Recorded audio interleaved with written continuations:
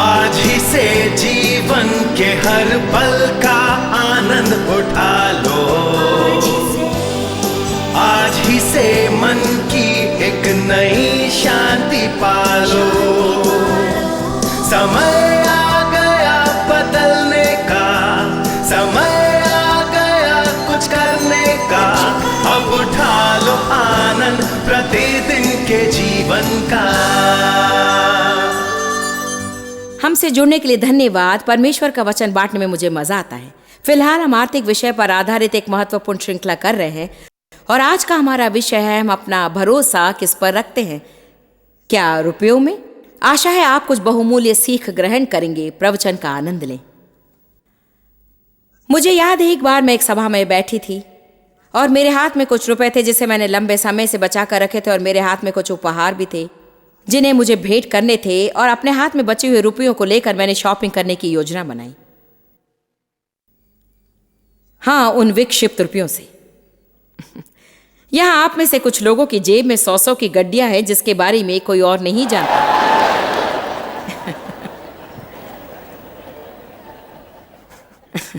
आप लोग मुस्कुरा नहीं रहे, चिंता मत कीजिए, मैं आपसे दान नहीं मांगूंगी। मैं तभी लूंगी जब आप मुझे उकसाएंगे। जानते हैं आपको क्या करना चाहिए?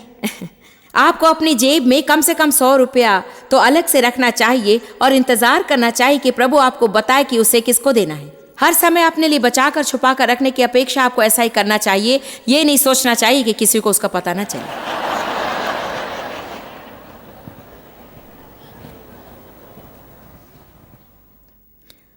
प्रभु ने सारे रुपयों को दे देने को कहा और उसके बाद सारे उपहारों को दे देने को कहा और यह भी कहा कि जिन लोगों को मैंने रुपए दिए उन्हें बाजार ले जाओ, उन रुपयों को खर्च करता हुआ देखो। अर्थात, हे प्रभु, तू घाव पर नमक क्यों छिड़क रहा है? ओ, मैंने कई महीनों से शॉपिंग के लिए उन रुपयों को बचाए रखा था। मेरे पास कूपन्स थे, 20% ऑफ कूपन्स, गिफ्ट कूपन्स भी थे, तरह तरह के कूपन्स और गिफ्ट वाउचर्स भी थे।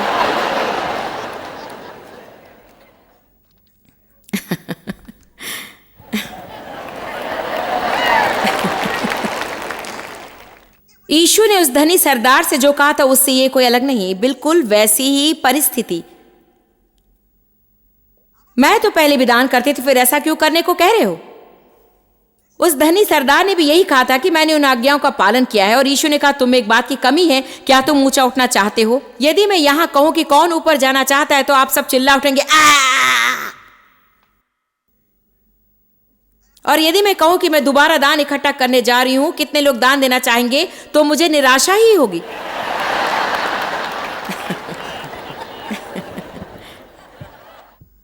खैर, मैं विश्वास नहीं कर सकती कि वो मैं कहूंगी कि मैं जो कर रही हूं उसमें मुझे बड़ा मजा आता है। आपको मुझे क्षमा करना होगा, पर मुझे प्रचार करना पसंद है।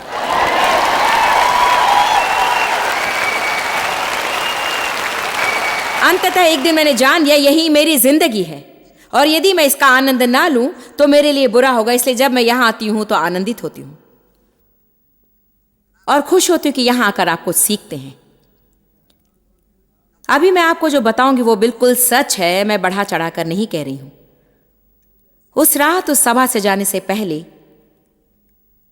जो व्यक्ति प्रचार कर रहा था, ये न जानते हुए कि मेरे मन में क्या था, मेरी ओर देखकर कहा, जानती हो जॉयस, प्रभु ने मुझे आपको कुछ देने को कहा और अगले हफ्ते आपके नाम मैं एक चेक भेज दूंगा। मैं इसका कारण नहीं जानती थी, परंतु वो बिल्कुल उतनी ही रकम थी जो मैं दान कर रही थी। ये सच है। इतना ही नहीं, उसके बाद फिर कभी मेरा जेब खाली ना रहा। उसके बाद कभी भी मुझे पैसों की कमी नहीं हुई, बिल्कुल नहीं हुई। धन की पूजा करके वो मत खोइए जो प्रभु ने आपके लिए रखा है। आपको एक नाली बनना है, बांध नहीं, चीजों का भंडार घर मत बनिए।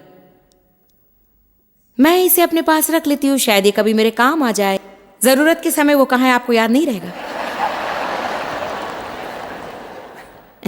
इसीलिए अच्छा है कि आप फिलहाल किसी की भलाई के लिए उसका प्रयोग करें। मैं मानती हूं कि प्रभु हमारी परीक्षा लेता है। उत्पत्ति 22 में परमेश्वर ने इब्राहिम की परीक्षा ली जब उसने उससे इसहाक का बलि चढ़ाने को कहा। जानते हैं क्यों कहा? क्योंकि अब्राहम के लिए इसहाक अन्य सारी वस्तुओं से बहुत ही महत्वपूर्ण बन गया था। देखिए, प्रभु ये नहीं देखता कि आपके पास क्या है या आपकी जिंदगी में कौन है या आपके पास कितनी दौलत है या संसार में आपका स्तर क्या है, बल्कि ये कि आप जीवन में उसे पहला स्थान देते हैं या नहीं। क्या आपने सुना? और जैसे ही आप किसी भी चीज को अपने जीवन में प्रभु से प्रधान मानने लगेंगे तो आप देखेंगे कि प्रभु उस विषय में आपसे निपटेगा। आपके मन पसंद की वस्तु या ऐसी चीज जिसे आप अधिक चाहते हो या अपनी नौकरी को आप प्रधान मानकर प्रभु की बिरादरी से दूर हटकर देखिए कि क्या होता है। ध्यान दीजिए, ऊपर की ओर जाने में देर लग जाती है परंतु जल्दी से नीचे उतर आती है। मेरे कहने का तात्पर्य अतिशीघ्र। एक भवन बनाने में या कोई बीज बोने में या कोई काम पूरा करने में 20 वर्ष लग सकते हैं, परंतु यदि उसे सही ढंग से ना संभालें तो क्षण भर में नाश हो सकता है। विनाश से पहले घमंड होता है। जब तक हमारी जरूरतें पूरी नहीं होती हमें प्रभु की जरूरत पड़ती है और उसके बाद हमारी जरूरतें पूरी हो जाने पर हमारे पास प्रभु के लिए कोई वक्त नहीं रहता। प्रभु की स्तुति हो।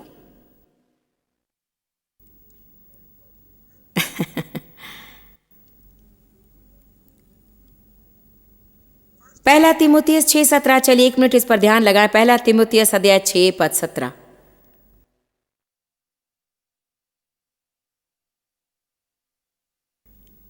इस संसार के धनवानों को आज्ञा दें कि वे अभिमानी ना हो। आप कहेंगे मुझे इसकी जरूरत नहीं क्योंकि मैं ऐसा नहीं हूं। आपको जहां जाने की इच्छा है वहां पहुंचने के लिए सही आचरण सीखना चाहिए। आमीन। इस संसार के धनवानों को आज्ञा दे कि वे अभिमानी न हो और चंचल धन पर आशा न रखें, परंतु परमेश्वर पर जो हमारे सुख के लिए सब कुछ बहुतायत से देता है। बड़ा अच्छा वचन है। परमेश्वर चाहता है कि हम सुखी रहने के लिए सब कुछ प्राप्त करें, पर नहीं चाहता कि हम दूसरों के प्रति तुच्छ विचार रखने या दूसरों को नीचा समझने के लिए कुछ प्राप्त करें या दूसरों से उच्च स्तर पर रहकर हम उनसे बुरा व्यवहार करें। और हम जानते हैं कि कुछ अमीर ऐसी मनोदशा रखते हैं कि बाकी दूसरे हमारे नौकर हैं।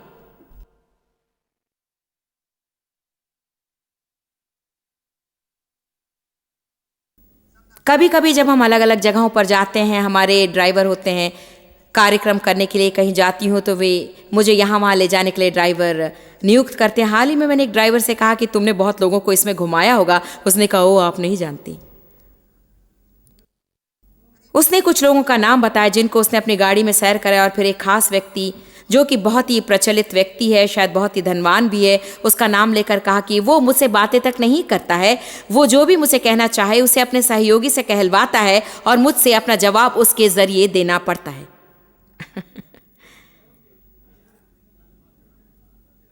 यहां पर यही बात यीशु कहता है।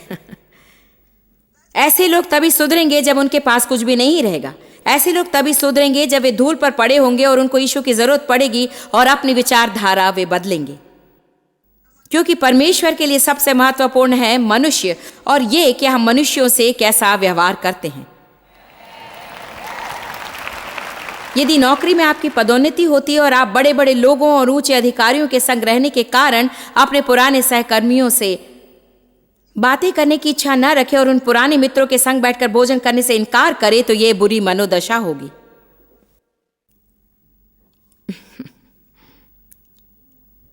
जानते हैं मुझे ये सब कहां से मिला? इस विषय में परमेश्वर मुझसे निपट चुका है, इसीलिए मैं इसका प्रचार कर रही हूं। मैं उस विषय पर उपदेश नहीं दे रही जिसके बारे में मैं कुछ नहीं जानती। प्रभु इनसे मुझसे निपट चुका है। जब आपके पास अधिकार होता है, योग्यता और ऊंचा पद रहता है, तब दूसरों से बुरा व्यवहार करने की संभावनाएं होती हैं और प्रभु इसे सह नहीं सकता। क्योंकि हम उतने महान नहीं हैं जितना कि हम सोचते हैं। सारी महानता घर से कुछ दूरी पर हटकर ही है, क्योंकि घर पर कोई भी मुझसे उतना प्रभावित नहीं। जानते हैं, जब कोई मेरे बच्चों से कहता है, वाह कितना बड़ा सौभाग्य कि जॉयस मेयर आपकी माँ है, तो जानते हैं वे क्या कहते हैं? वो सिर्फ हमारी माँ है। प्रभु का धन्यवाद कि वो हमें ऐसे स्थान पर रखता है जहां हमें याद आता है कि उसके बिना हम कुछ भी नहीं।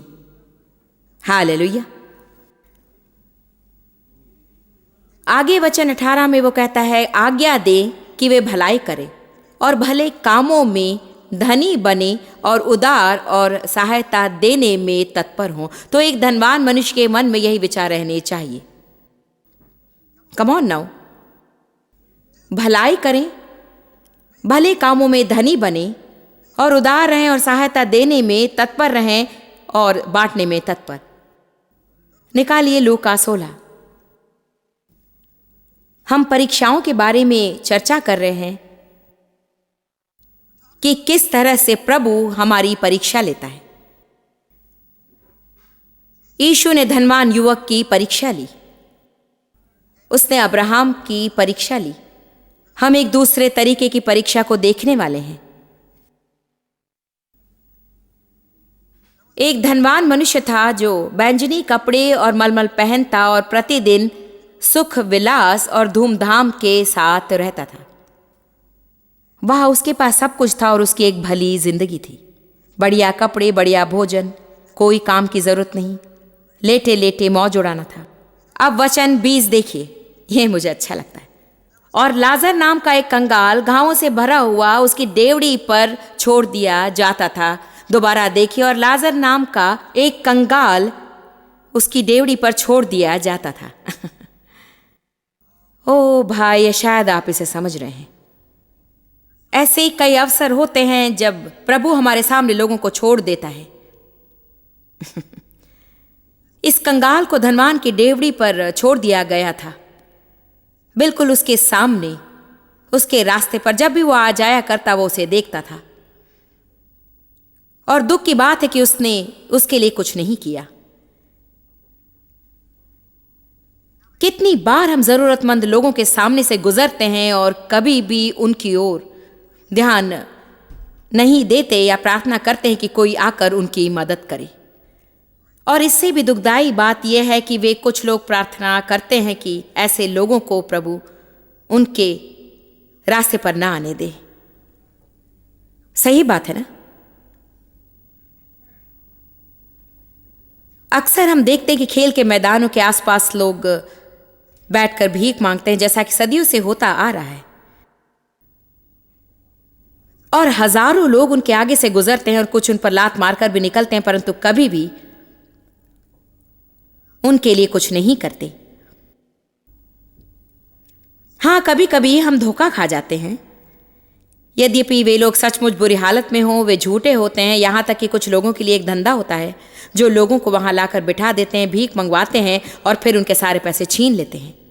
इसीलिए हमें बुद्धिमानी से काम लेना चाहिए। लेकिन यहां कुछ अजीब बात देखने को मिलती। उस धनवान मनुष्य की डेवढ़ी पर उस कंगाल को छोड़ दिया गया था। मेरे ख्याल से कभी कभी प्रभु हमारे सामने कुछ मनुष्यों को छोड़ देता है, ये देखने के लिए कि हम क्या करते हैं। हमें परेशान करने वाले किसी को, किसी ऐसे मनुष्य को जो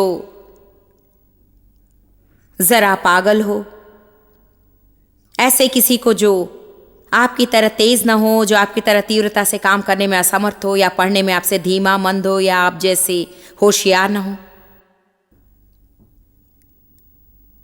कोई जिसके पास वे सब कुछ न हो जो हमारे पास है। लेकिन हम में से एक भी ऐसा नहीं है जो इतना भला है कि किसी न किसी तरह से ऐसे किसी को ढूंढ निकाले और उसे कुछ दे जिसके पास उतना न हो जितना हमारे पास हो। क्या आपने सुना?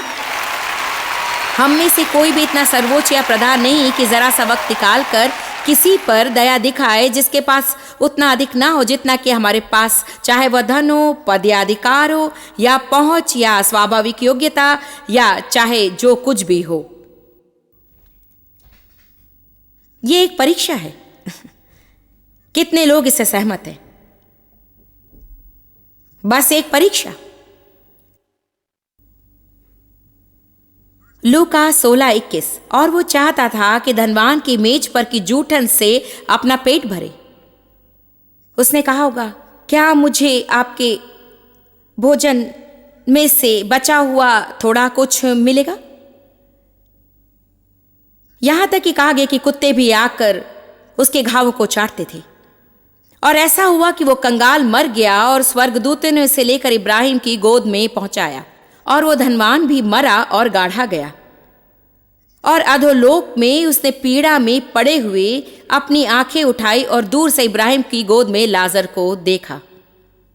और उसने पुकार कर कहा, हे पिता इब्राहिम, मुझ पर दया करके लाजर को भेज दे, ताकि वो अपनी अंगूठी का सिरा पानी में भिगोकर मेरी जीभ को ठंडी करे, क्योंकि मैं ज्वाला में तड़प रहा हूं। वचन 25 पर ध्यान दीजिए। परंतु इब्राहिम ने कहा, हे पुत्र, स्मरण कर कि तू अपने जीवन में अच्छी वस्तुएं ले चुका है, और वैसे ही लाजर बुरी वस्तुएं, परंतु अब वो यहां शांति पा रहा है और तू तड़प रहा है।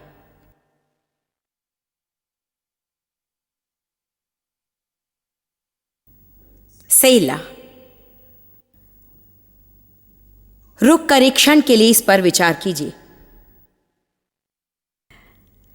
मैं आपके बारे में नहीं जानती, परंतु इस बात को लेकर सचमुच सचमुच सचमुच सचमुच प्रभु मेरे पीछे लगा रहा और मेरे साथ निपटता रहा कि मैं प्रेम मार्ग पर चलूं।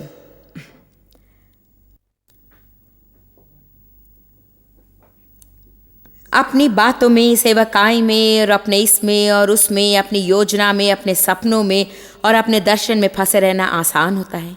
और हाँ, हम सभी चाहते हैं कि सारा संसार हमारे पीछे लगा रहे और हमारी सेवा करे। परंतु याद रखें कि सभी की जरूरतें होती हैं, सभी के सपने होते हैं, इच्छाएं होती हैं, सभी को कहीं ना कहीं चोट पहुंचती है।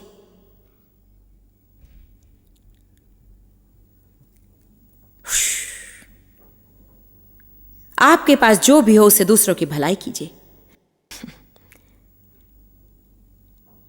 आपके पास जो भी है उसका आप प्रयोग कीजिए। अपनी दौलत और अपने रुपयों को औजार या दूसरों की भलाई का साधन मानिए। भला भला मेरा क्या होगा?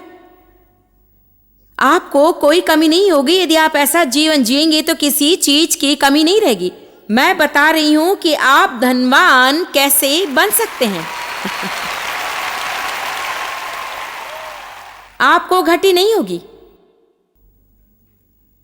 आप जो कुछ भी इस जीवन में त्याग दें, चाहे आपको किसी से नाता तोड़ना पड़े इसलिए कि वो आपको प्रभु से दूर रखता है, शायद आपको नौकरी छोड़नी पड़े क्योंकि वो आपको प्रभु से दूर करती है। मान लीजिए कि लोग आपसे इतना काम करवाते हैं कि आपको चर्च जाने या प्रभु के लिए वक्त अलग करने का समय ही ना पड़े, तो फिर आपको उसे त्यागना ही होगा। उसे एक बीज मानकर बो दीजिए, वहां डरकर खड़े मत रहिए। इस जीवन काल में आप जो कुछ भी त्यागेंगे, चाहे वो घर हो, जमीन हो, माता पिता, भाई बहन, मित्र, रुपए, दौलत या समय हो, इसी जीवन काल में आप उसे 100 गुना दोबारा पा लेंगे।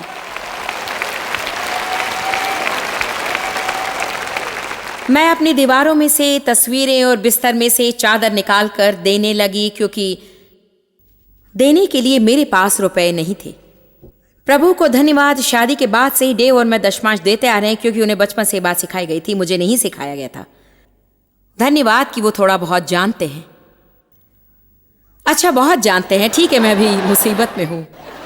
मुझे खुशी है कि मेरी शादी संसार के सबसे स्मार्ट व्यक्ति से हुई है।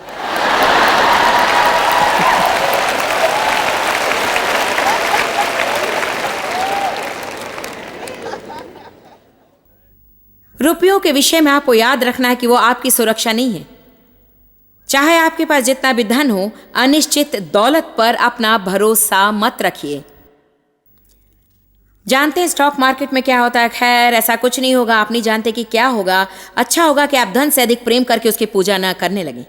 आपको अपने आप से कहना होगा, मैं धन के बिना भी जी सकती हूँ या धन के साथ भी जी सकती हूँ। और कुछ लोगों को इसे ज़रा समझने की आवश्यकता है। अपने चेक बुक से, स्टॉक्स और बॉन्ड से कहना होगा, उन रुपयों से कहना होगा जिसे मोड़कर आपने पीछे की जेब में छिपा कर रखा है कि रुपए तुम अच्छे हो, मैं तुम्हारा मज़ा लेता हूँ, पर मैं तुम्हारे बिना भी जी सकता हूँ, लेकिन मैं परमेश्वर के बिना कभी भी नहीं जी सकता, इसलिए मैं तुम्हें अपने जीवन में पहला स्थान नहीं दे सकता।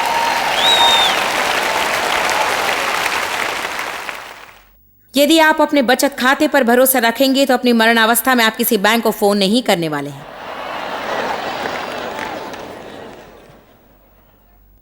याद है कल मैंने आपको मोनोपोली खेल के बारे में कहानी सुनाई थी। आप में से कितने लोग यहां नहीं थे? आखिर आप कहां थे? अब मुझे दोबारा कहानी सुनानी पड़ेगी।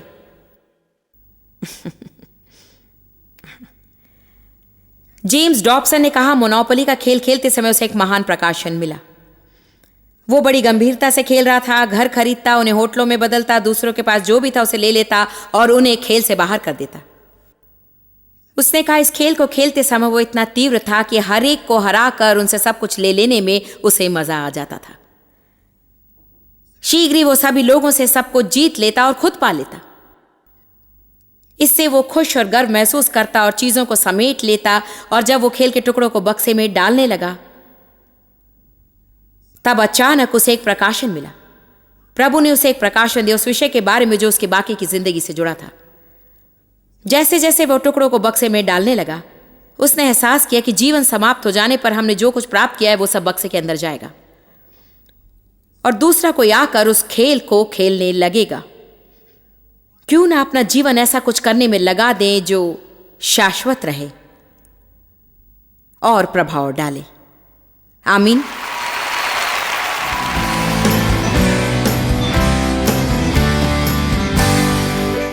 बाइबल हमें सिखाती है कि सर्वप्रथम हमें जिसकी खोज करनी है वो है ज्ञान। हम आर्थिक विजय के लिए प्रार्थना कर सकते हैं, लेकिन अगर ऐसा करें तो हमें न केवल ज्ञान के लिए प्रार्थना करनी होगी वरन ज्ञान को खोजना भी होगा। बुद्धि का अर्थ है उस काम को अभी करना ताकि बाद में आराम मिल सके।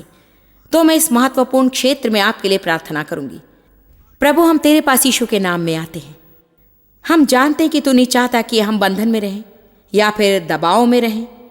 तू चाहता है कि हमें शांति मिले और मेरा विश्वास है कि तू नहीं चाहता कि हम कर्ज में हों और सदा आर्थिक दबाव में फंसे रहें।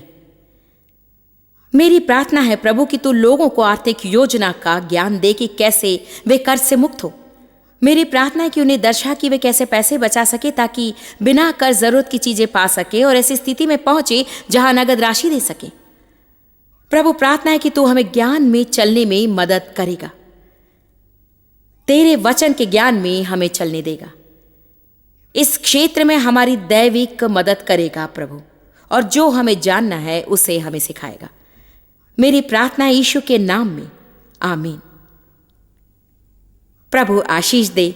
आपके उत्तम दिन आने ही वाले हैं।